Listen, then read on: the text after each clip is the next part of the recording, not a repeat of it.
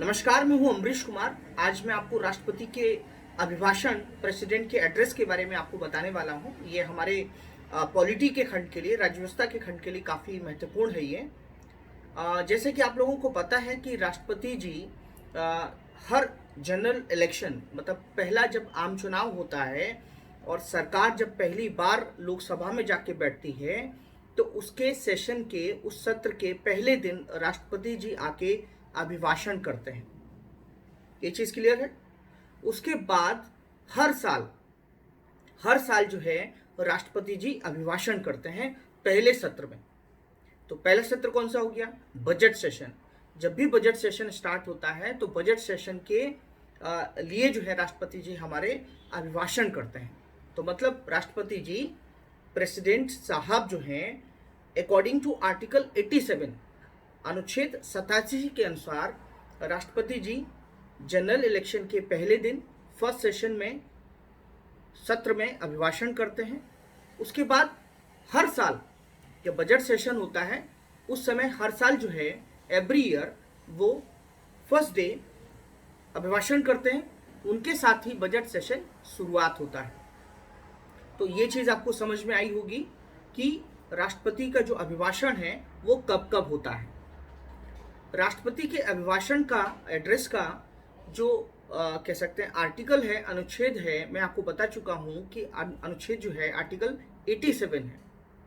राष्ट्रपति जी दोनों सदनों को, लोकसभा और राज्यसभा को एड्रेस करते हैं। अब एड्रेस में और भाषण में क्या अंतर है? अभिभाषण और भाषण में क्या अंतर है?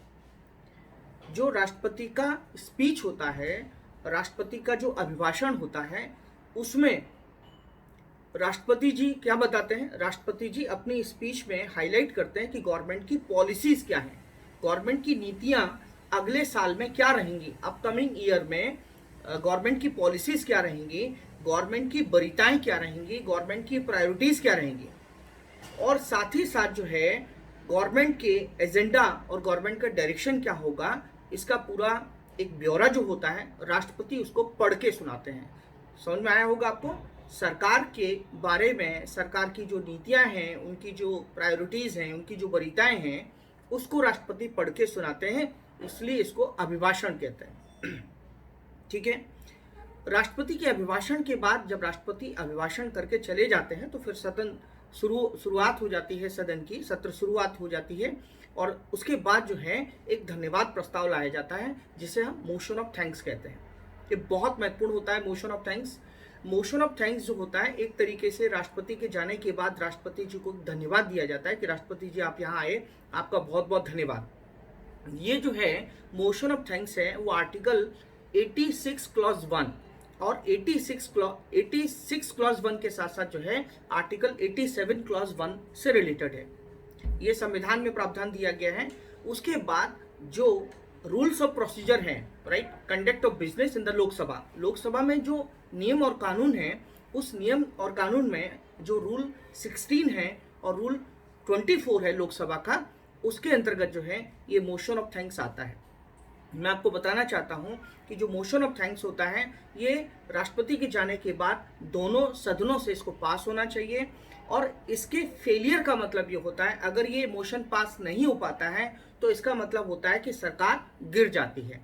और इसीलिए ये जो मोशन ऑफ थैंक्स है इसका पास होना बहुत जरूरी होता है। अगर ये पास नहीं हुआ तो सरकार पराजित हो जाती है और सरकार को रिजिग्नेशन और इस्तीफा देना पड़ता है।